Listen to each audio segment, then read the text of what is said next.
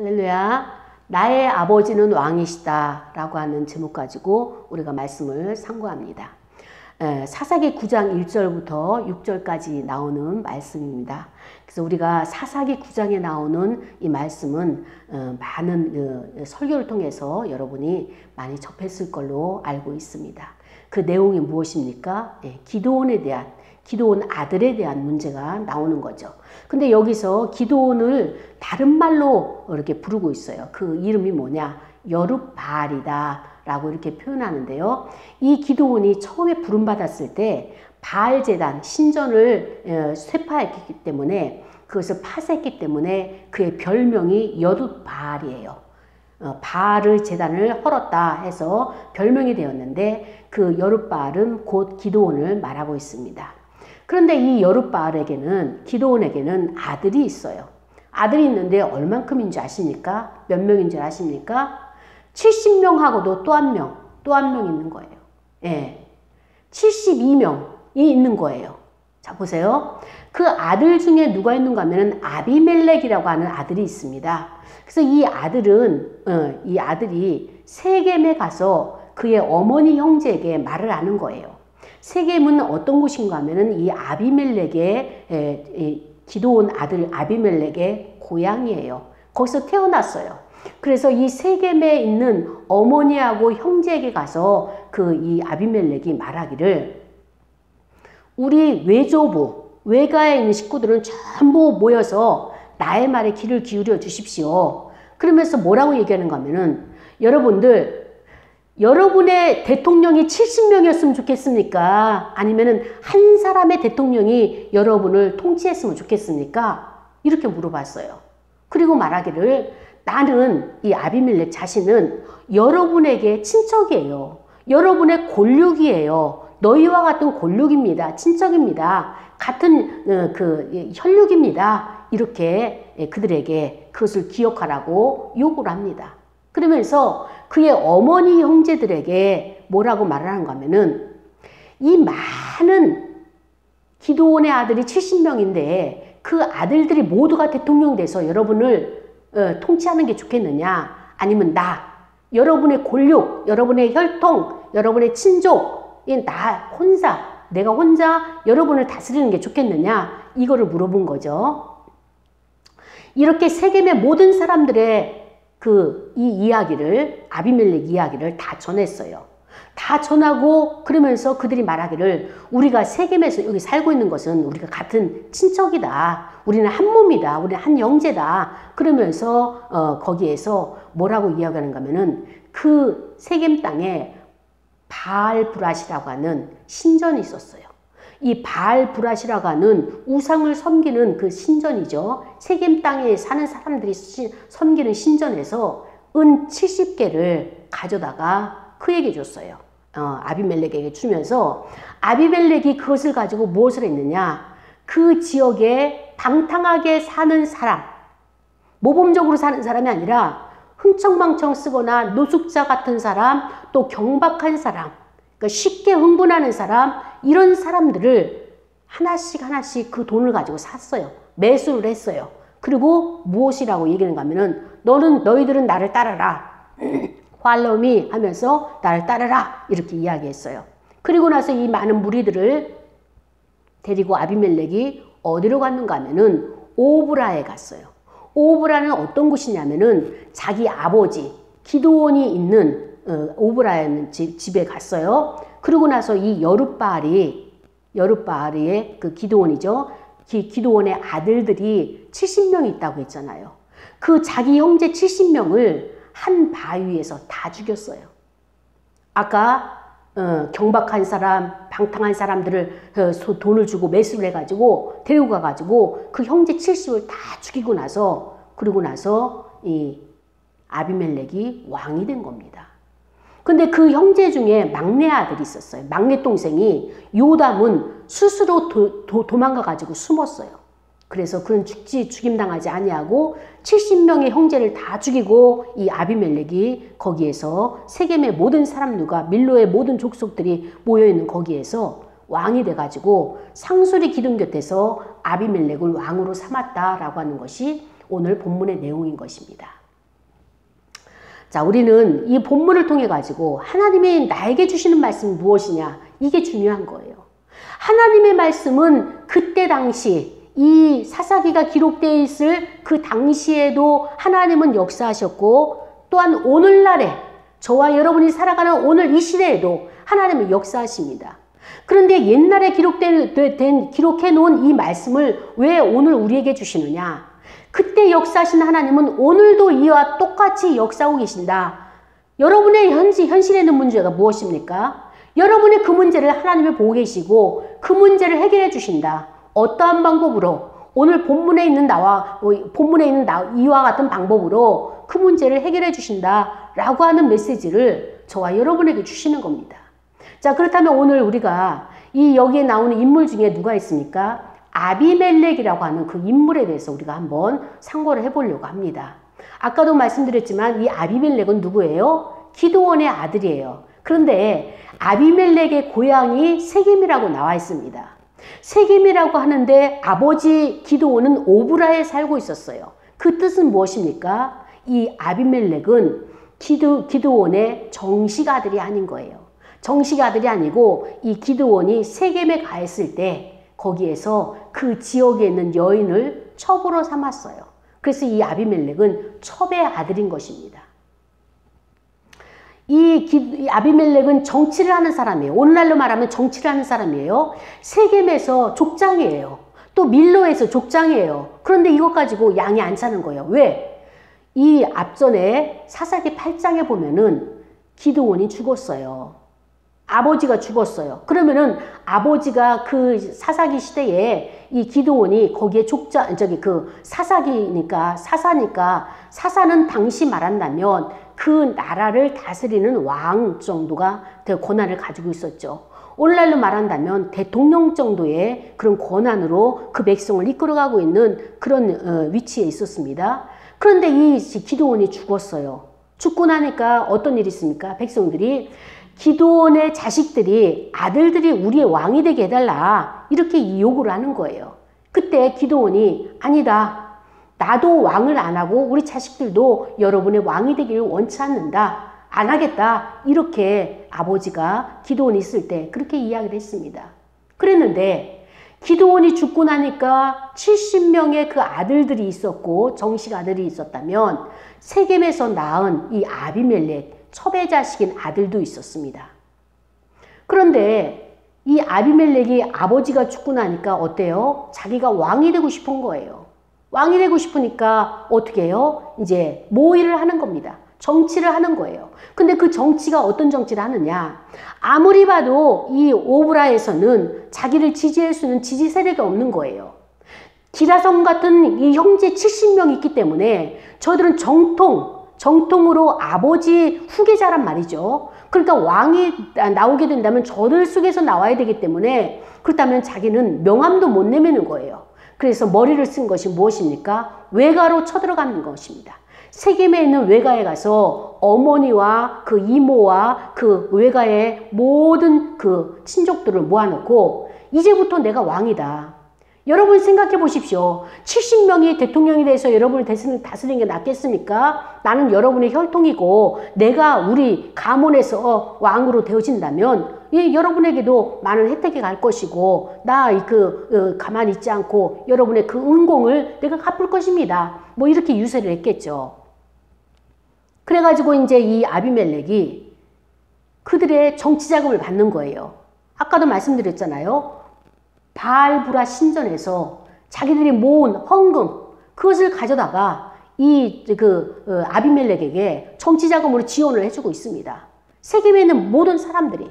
그래서 그 정치 자금을 지원을 받아가지고 이 아비멜렉이 한 것이 무엇입니까? 이 동네에서 깡패들, 방탕한 생활하는 사람들, 노숙자와 같은 자들, 경박한 사람들, 상처가 많고 그 다음에 또 화가 많고 그 다음에 분노가 많고 그래서 이런 사람들이 싸움을 잘하잖아요. 그런 사람들을 모아가지고 아버지가 계신 오브라로 쳐들어갔어요. 쳐들어가가지고 아버지는 이미 장례 치렀지만 거기에 형제들을 70명을 다 죽인 겁니다. 한꺼번에. 그 중에 하나 요담이란 막내 아들이, 막내 동생이 도망을 가가지고 나중에 그 요담의 저주가 지금 이 아비멜렉에게 임해가지고 나중에는 이 아비멜렉이 정말로 처참하게 그 사망을 하는 것을 볼 수가 있는데요. 오늘 내용에서 보면은 이 아비멜렉이라고 하는 인물은 어떤 자냐? 첩의 자식이기 때문에 상처가 많은 거예요. 이 내적인 상처가 많고 정상적인 길로 정로로 가게 되면은 자기가 살 수가 없고 자기가 출세할 수 없다는 것을 깨닫고 이 혁명을 일으키는 겁니다. 쿠데타를 일으키는 거예요. 그런데 아무리 그래도 그랬지 70명의 형제를, 자기 형제를 죽여가면서까지 왕이 되고 싶겠습니까? 여러분, 아비멜렉의 이름의 뜻이 무엇인가 하면은 나의 아버지는 왕이시다 라고 하는 그런 뜻을 가지고 있습니다. 자, 그 의미가 뭔가 하면은 아버지 기드온은 왕이 되라고 해도 백성들이 왕으로 추대하려고 해도 싫다고 했어요. 안 한다고 했어요. 그런데 오늘 이 아비멜렉은 백성들이 당신은 왕감입니다. 왕이 돼야 됩니다. 이렇게 하지 않아요. 그런데 자칭 자기 스스로가 왕이 된 거예요. 형제들을 다 죽이고 스스로가 왕이 되면서 나를 따르라 이렇게 이야기하는 것이 아비멜렉인데, 아버지 기드온과 아비멜렉의 차이는 뭔가 하면은 아버지 기드온은 소극적으로 자기가 왕의 행세를 한 거예요. 왜냐하면 자기 아들을 놓고 아들의 이름을 뭐라고 그랬어요? 아비멜렉이다. 그러니까 나의 아버지는 왕이다. 이런 이름을 사람들로 하여금 부르게 했어요. 그 얘기는 뭐냐면은 이 기드온이 소극적인 것이 내가 왕이다 이 말은 못하고 자기 아들의 이름을 부르면서 나의 아버지가 왕이야. 나의 아버지가 왕이야. 그의 아버지가 누구예요? 기드온이에요. 그러니까 사람들이 해서 아, 기드온이 왕이구나. 이렇게 소극적인 행동으로 자기가 왕의 자리를 차지했다면 이 아비멜렉은 어떤 인물입니까? 아주 적극적으로 자기의 주변 인물을 다 자기가 청산하고 척결하고 그리고 또 그 사람들을 모멸시키고 나서 자기가 스스로가 왕이 되면서 내가 왕이야 라고 하는 것을 볼 수가 있습니다. 아까 막내 동생이 도망을 갔다고 그랬어요. 이 많은 사람들이 피비린내나는 살상하는 그 장소에서 도망을 가가지고 그 다음에 그리심산과 에발산 사이에서 그리심산에서 이렇게 예언을 합니다. 하면서 그 나무에 대한 예화를 하죠. 그러면서 가시나무가 왕이 되게 되면 바로 너희들에게 가시와 엉겅퀴를 주기 때문에 너의 인생이 고단하고 힘들 것이다. 그리고 그 가시나무는 세겜 사람에 의해 가지고 그 다음에 저주를 받고 거기에서 서로가 반역을 해가지고 죽게 될 것이다 라고 하는 이러한 것을 말해주고 있는 그런 예언을 하는데, 그 예언이 이 아비멜렉에게 그대로 적용되는 것을 볼 수가 있습니다. 그렇습니다. 우리가 일생을 살아가면서 하나님께서 우리를 통치하시는데 하나님은 우리 눈에 보이지 않는다고 해서 안 계신 것이 아니에요. 우리가 살아가는 세계는 보이는 세계와 보이지 않는 세계가 있지만 보이는 세계의 것은 한정되어 있습니다. 한계가 있는 거예요. 그러나 보이지 않는 어마어마한 세계가, 그것을 프로이드는 의식과 무의식의 세계다 이렇게 표현했어요. 사람의 각자 한 사람 한 사람에게도 의식의 세계가 있고 자기가 의식하는 세계가 있고 보이지 않는 무의식의 세계가 있는데, 우리의 인생은 어떻게 되어지느냐? 의식의 세계, 내가 알고 있는 대로 내 인생을 이끌어가는 것이 아니라는 거예요. 그러면 어떻게 되느냐? 내 안에 무의식이 자리를 잡고 그 무의식이 나를 이끌어가기 때문에 내 인생이 내가 원치 않는 길로 가고 있다는 거예요. 그게 모든 사람들이 가지고 있는 무의식의 세계라고 프로이드 학자는 이렇게 이야기를 했습니다. 우리가 살아가는 사회에서도 하나님이 우리의 인생을 이끌어 가십니다. 하나님께서 우리의 인생을 이끌어 가시는데, 오늘 본문을 통하여서 아비멜렉이 힘을 가지고 권력을 가지고, 어떻게 보면은 머리도 있어요. 머리도 있기 때문에 아버지가 죽자마자 이런 쿠데타를 일으켜가지고 그 자기의 정치의 세력을 가지고 왕이 되는, 스스로가 왕의 자를 꿰차는 이런 능력도 있는 아비멜렉이란 말이죠. 그런데 이 아비멜렉이 어떤 자이냐? 왕이라고 하는 것, 한 나라의 대통령이 된다고 하는 것은요, 하나님께서 그를 지명하시는 거예요. 백성들의 선거를 통해서 백성들의 선호도를 통해 가지고 그가 왕으로 추대가 되고 왕으로 뽑히고 대통령으로 뽑히는 것이 되겠지만은 그 백성들의 마음, 민심이 천심이라고 하는 그 백성들의 마음은 누가 주느냐? 바로 하나님께서 그것을 주시는 것입니다. 그래서 권세는 위로부터 난다고 그랬어요. 그 위는 누굽니까? 이 권세와 힘과 권력은 하나님께로부터 나는 것입니다. 그래서 우리가 대통령을 뽑아놓고 왕을 뽑아놓고는 그 권위를 위해서, 권세자를 위해서 기도하라 이렇게 말씀을 하셨습니다. 그가 예수를 믿는 사람이든 믿지 않는 사람이든 우리는 대통령을 위해서 기도를 해야 되는 거예요. 왕을 위해서 기도를 해야 되는 거예요. 그게 백성의 의무 중에 하나가 되는 것입니다.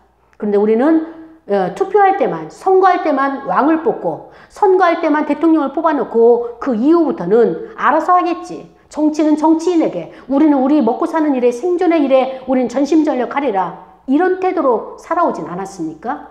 바로 이와 같이 이렇게 많은 사람들이 뽑아놓고 나서는 거기에 관심을 가지지 않고 이렇게 있다 보니까 이 나라가 어떻게 됐습니까? 백성들의 마음을 악한 왕이 와가지고 사로잡아 간 거예요. 음모에 의해서 역적을 당하게 되는 것을 볼 수가 있는 것입니다.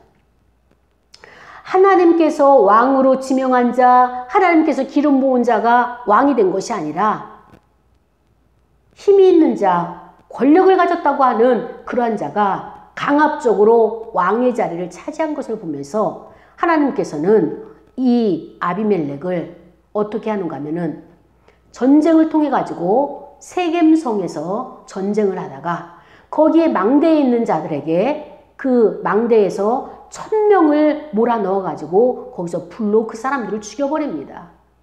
이 아비멜렉이 형제 70도 죽였지만은 그 세겜에 있는 사람들을 전부 그곳에 모아가지고 자기를 반대하는 자들, 피해가는 자들을 망대에 모아넣어가지고 그러고 나서 불을 지펴서 1000명을 죽여버리게 되죠. 그리고 나서 그 성에 들어가려고 할 때에 그 성에 있는 한 여인이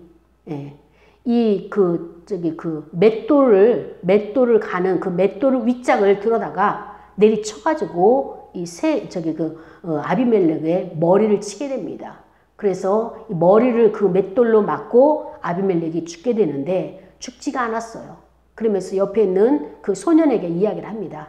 내가 여인의 손에 맷돌로 인해서 죽었다는 그런 치명적인 치욕을 갖고 싶지 않으니까 빨리 나를 죽여다오. 내가 죽고 싶다. 더 부상이 심해서 더 이상 살 수가 없으니까 나를 빨리 고통을 덜하게 죽여달라 해가지고 그렇게 부하의 손에 죽임당하는 것을 볼 수가 있습니다.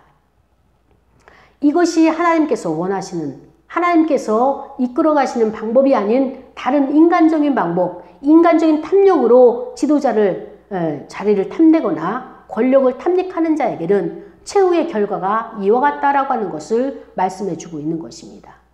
하나님이 세우지 아니하는 나라, 하나님께서 세우지 아니하는 왕을 사칭해서 반역하고 그 추종자들과 함께 그들은 멸망해 가는 사건을 우리에게 보여주신 오늘의 말씀은 무엇입니까? 모든 역사의 중심에는 하나님이 계시다는 거예요.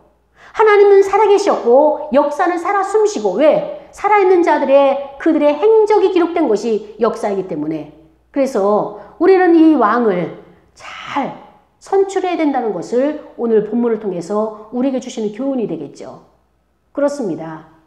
기드온이 잘못한 것이 있어요. 기드온이 잘못한 것은 뭔가 하면은 워낙 전쟁을 잘하고 많은 미디안 사람들을 적군을 쳐서 물리쳐서 300명 용사라고 하는 그런 닉네임이 붙을 정도의 기드온은 전쟁을 많이 치른 사람입니다. 그런데 마무리에서 참 한 가지 아쉬운 것이 무엇인가 하면은 전쟁에 나가게 되면 상대방 적군을 이기고 나면은 거기에 대한 전리품이 있어요. 적군들이 가지고 온 전리품, 그들의 목에 있는 목걸이, 초승달 모양을 가지고 있는 금이나 은이나 이런 금부치들, 또 귀걸이를 하고 있기 때문에 귀걸이, 금으로 된 귀걸이, 이런 장식들을 뺏어오는 거예요.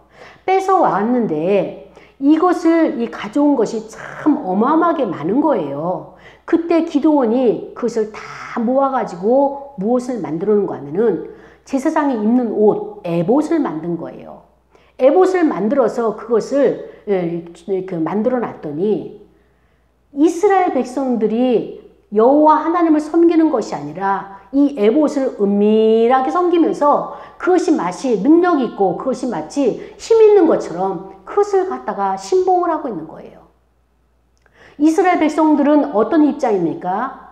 적군들이 블레셋이나 아니면은 미디안 사람들이 쳐들어오게 되면 어마어마한 세력이 쳐들어오기 때문에 막을 힘이 없으니까 불안한 거예요. 두려운 거예요. 그러니까는 현실적인 문제가 지금 두렵고 불안함이 밀려오기 때문에 당장 내가 살아야 되는데 그 사는 방법이 무엇이냐? 아, 기드온이 전쟁에서 이겼지. 그가 만든 것이 에봇이다. 그러면 그 에봇을 붙들고 기도를 하는 거예요. 그 에봇을 붙들고 하소연을 하는 거예요. 우리나라를 지켜주소서, 나를 살려주소서, 우리 가족들을 살려주소서 이러면서 불안에 떨다가 그것을 섬기는 백성들이 한 사람 두 사람 많아지다 보니까 그것이 우상 단지가 되고 말았어요. 그래서 이것이 이스라엘 전체가 우상에 빠질 수밖에 없도록 그 에봇을 우상을 만든 이것이 기드온의 그 가장 치명적인 실수가 되고 말았습니다. 이스라엘 백성들이 기드온이 죽고 나자 불안해졌잖아요. 불안해지면서 우리의 왕이 되달라고 기드온에 있는 그 아들들에게 이야기를 했지만 한꺼번에 70명이 죽고 정말로 원치 아니하는 그 아비멜렉이 왕이 되면서 이스라엘의 국군이 우울해지기 시작했어요. 암울해지기 시작했습니다. 이게 참 중요한 거예요. 나라의 대통령이, 나라의 왕이 누가 되냐에 따라서 그 나라가 발전적인 나라가 될 수 있고요. 아니면 국군이 하락하는 것을 볼 수가 있습니다. 이스라엘 나라가 지금 이 아비멜렉이 자기가 없는 자가 왕이 됐잖아요. 사실 아비멜렉을 아는 자는 세겜 사람밖에 없습니다. 그렇기 때문에 사람들에게 자기가 추대되지 못하니까 지도자로서의 자질을 갖추지도 못했고 그 다음에 또 하나님께로부터 온 권위를 가지고 등에 업고 왕이 된 것도 아니고 하니까는 단지 혈연관계, 지연관계, 학연관계 이런 외모 이걸 가지고 그 세겜에 있는 외가에 가서 하소연한 거 아닙니까? 그래서 그 외가에 있는 세겜 사람들과 그 다음에 또 거기에 있는 밀로의 사람들이 합심하여서 이 정치로 밀어줬잖아요. 선거에 밀어줘가지고 거기에서 왕이 된 거예요. 왕이 되니까 어떻게 됩니까? 벌써 1000명이라고 하는 그 인명들을 살상을 해가지고 이 이스라엘 백성들이 못 살겠다 소리가 나오는 것을 볼 수가 있습니다. 하나님께서 이것을 보신 것입니다. 하나님은 생명을 소중하게 여기시는 분이에요. 그래서 하나님은 지도자를 뽑을 때 외모를 보지 않습니다. 그가 잘생긴 거 그거 보지 않습니다. 학력이 높은 거 보지 않습니다. 하나님은 사람은 외모를 보고 그의 배경을 보고 환경을 보고 스펙을 보지만 하나님께서는 사람을 볼 때 중심을 보시는 하나님이세요. 그래서 하나님은 우리에게 내가 보는 것은 사람과 같지 아니하다. 사람은 외모를 보거니와 나 여호와는 중심을 보느니라 이렇게 사무엘상 16장 7절에 말씀하신 것처럼 하나님께서 왕을 뽑을 때는 하나님의 마음에 합한 자를 그 왕으로 뽑으시는 거예요. 그 마음에 합한 자가 무엇입니까? 하나님은 생명을 소중하게 여기고 하나님은 생명을 다스리고 통치하고 보호하고 안위하고 그들을 인도하는 그런 왕이 그런 대통령이 되기를 원하는 하나님의 마음을 가진 자가 하나님께서 그를 대통령으로 왕으로 세우는 것입니다.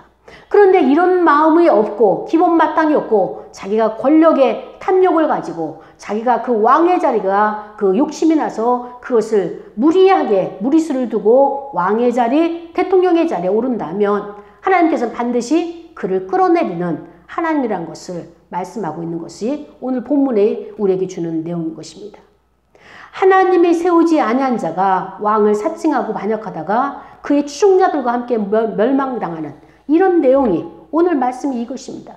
그래서 하나님께서 세우지 아니하는 그 나라, 하나님께서 세우지 않는 그 구원자가 참 구원자가 아니라는 거예요. 아무리 자기가 욕심이 나고 그 자리가 탐이 나더라도 감당할 수 없는 데는 우리가 탐욕을 부리지 말아야 된다는 것이 하나님께서 우리에게 주시는 말씀이죠.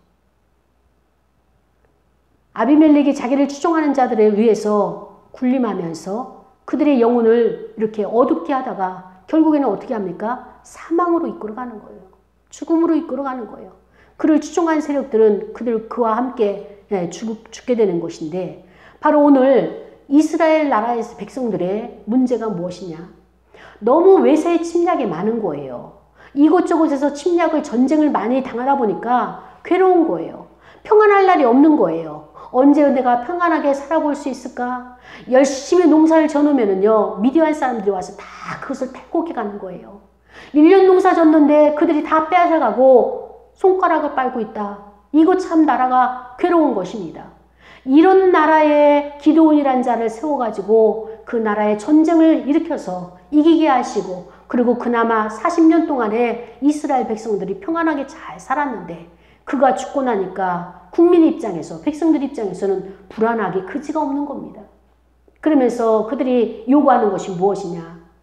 우리는 이 미디안 때문에, 미디안의 압제가 너무 심해서 견딜 수가 없습니다. 살아갈 수가 없습니다. 그러면서 그 미디안을 탓하고 원망하고 미디안 때문이라고 하지만, 하나님께서 이스라엘 나라의 그 백성들의 문제를 보게 되면 그것이 문제가 아니라 이스라엘 나라 사람들의 그 마음 안에는 깊이 뿌리 박혀 있는 불신앙이 있다. 전쟁은 여호와께 속한 것입니다. 우리가 살아가는 생존 경쟁도 여호와께 속한 것이에요. 하나님께서 그 문제를 해결해 주시고 하나님께서 전쟁을 승리로 이끌어 가시는 분이 하나님이시라는 것을, 이 믿음을 가져야 되는데, 하나님이 정말 나를 위해 싸워주실까? 내가 살아가는 이 현실에 있는 생존의 문제를, 직장의 문제를, 사업의 문제를 하나님이 진짜 나에게 열어주실까? 이 불신앙을 가지고 있는 거예요. 그러니까 어떻습니까? 하나님 앞에 나와서 마음의 문을 열지 못하고 그 마음 가운데는 누군가를 세워놔야 되는데, 하나님의 자리가 있어야 될 하나님의 중심에, 하나님의 그 중심 자리에 하나님이 아닌 하나님을 믿지 못하니까 우상을 가져다가 그 우상을 섬기고 있는 것을 하나님이 보시고 통탄하고 있는 것입니다. 하나님의 속성 중에 하나가 무엇인지 아십니까? 하나님은 우상을 보면 깨트리시는 거예요. 깨부시는 거예요. 파쇄하시는 거예요. 이것이 하나님의 속성인 것입니다. 우리 옛날에 보면은요, 어머니들 안에 우상이 누군가 하면은 남편도 아니에요. 누굽니까? 첫째 아들이에요. 장남에 대한 이 선호도, 그러니까는 그 가난한 가운데서도 꽁보리밥 안에 가운데 조금 쌀이 있으면서 아버지도 드리지만 그 절반은 또 누구예요? 큰아들 장남에게 주는 거예요. 땅 한마디 있는 거, 논 한마디 있는 거 모두 장남에게 다 물려주는 거예요. 그 핑계는 뭡니까? 제사밥을 얻어먹기 위해서라고 하지만, 사실은 어머니 마음속에서는 정한수를 떠놓고 밤 12시에 새벽에 일어나서 그 찬 정한수 가운데 이렇게 절을 하고 소원을 비는 것이 뭐예요? 큰아들이 잘 되게 해달라고 그 기도를 많이 하잖아요. 어머니 마음속에는 큰아들이 우상인 거예요. 자, 여러분의 가정도 보면은 큰아들이 잘 된 예가 있습니까? 이상하게 큰아들들이 잘 안 되더라고요. 왜 그렇게 했습니까? 그 마음 가운데 여호와 하나님을 중심에 두고 하나님 앞에 그 아들을 내어 맡겼더라면 그 큰아들이 잘 됐을 겁니다. 그런데 어머니 마음속에는 늘 큰아들이 우상으로 자리 잡고 있으니까, 하나님보다도 위에 있으니까 하나님께서 그 큰아들에게 복을 주시겠습니까? 잘 되게 하시겠습니까? 아니에요. 내가 여호와다, 내가 하나님이다, 내가 전능자이고 내가 베푸는 자이고 내가 왕이다라고 하는 것을 증명하기 위해서라도 큰아들이 하는 일마다 안 되는 거예요. 대학은 나왔는지 몰라도 직장에서 제일 잘 적응을 못해요. 또 사업을 시작하면 하는 족족이 망해요. 그 이유가 무엇인지 어미된 여러분들이 그것을 돌이켜봐야 됩니다. 너무 사랑하는 자식이라고, 사랑하는 아들이라고 애착을 갖는 것, 그 자식의 길을 막는 거예요. 집착을 갖는 것, 그 자식이 활기를 피지는 못하는 것입니다. 작년에도 저희 교회에 참 어려움이 있었어요. 그 어려움의 문제가 무엇인가 하면은 아들, 큰 장남하고 이 어머니하고 같이 이렇게 서울에서 살게 됐는데 그 아들이 자살을 한 거예요. 그래가지고 그 어머니가 노모임에도 불구하고 85이 넘은 어머니가 너무 고통스러워하는 것을 보면서 또 그 몇 년 전에도 저희 교회 나오던 그분은 아예 딸이, 그 막내딸이 같이 살다가 자살을 하고 저희 교회에 와서 치유를 받고 치유사역을 하게 됐는데 그분들의 이렇게 보면은 내용을 들여다보면은 어머니가 그 아들을 너무 사랑하고 너무 위하고 애착을 하고 집착을 가져요. 그 다음에 또 어머니가 딸을 그렇게 해요. 그런데 마음속으로 사랑하는 것을 표현하는 것이 중요한데 표현은 정반대로 하고 있는 거예요. 내가 내 아들을 사랑한다. 내 아들이 잘 되기를 바란다. 너가 하는 일마다 잘 되기를 위해서 내가 기도한다. 이렇게 표현했더라면 이 아들이 어렵고 힘든 가운데서라도 소망을 갖고 힘을 받아서 이 사업을 헤쳐나가고 갱년기를 이겨냈을 텐데 마음은 그렇지가 않아요. 뭐 어디 가서 먹을 것이 있으면 아들을 위해서 싸가고 또 어디 가서 무슨 좋은 일이 있으면 아들을 위해서 이거 준비해가고 하면서 입술로는 아들에게 끊임없이 참 이렇게 혹독한 말을 하는 걸 보면서 너무 안타까웠습니다. 자기는 사랑하기 때문에 너무 깊은 그 사랑과 정을 가슴속 깊이 묻어놓고 그 표현을 정반대로 해서 그 아들이 너무 괴롭고 외롭고 쓸쓸한 그 인생을 살다가 결국에는 그 원치 않는 그 길을 선택하는 거 보면서 그렇습니다. 우리 마음 안에 무엇이 여러분을 차지하고 있습니까? 여러분은 아직도 물질이 여러분 안에 우상으로 차지하고 있습니까? 아니면은 여러분의 자식이 여러분 안에 정말로 우상의 자리, 그 중심에 있습니까? 여러분, 그것들은 다 깨트려지는 거예요. 사업이 안 되고 자꾸 망하고 물질이 쌓여지지 않고 구멍 뚫린 전대에 빠져나가는 그 이유가 무엇인지 여러분 한번 점검해 보십시오. 내가 하나님보다도 그 물질을 우선순위하고 내가 하나님보다도 자식이 우선이고 내가 하나님보다도 내 가족이 우선이고 이런 것들이 여러분 안에 우상으로 자리매김하고 있지 않은지 그것 가운데 하나님께서 여러분의 길을 막고 있기 때문에 여러분의 인생이 힘들진 않은지 우리 한번 점검하면서 다시 한번 우리 기도합시다. 기도할 때에 하나님 그렇습니다. 하나님이 내 중심에 올 수 있도록 아버지 하나님 도와주시고 하나님이 아닌 것이 내 안에 있을 때 그것이 하나님께서는 깨뜨리실 터인데 내가 그것을 소중한 것을 잃어버리지 않도록 깨달음의 역사가 있게 하옵소서. 우리 시간에 다 같이 통성으로 기도하면서 나의 아버지는 왕이시다. 그 아버지가 하나님이시다라고 고백하는 저와 여러분이 되길 원하면서 다 같이 통성으로 기도하시겠습니다.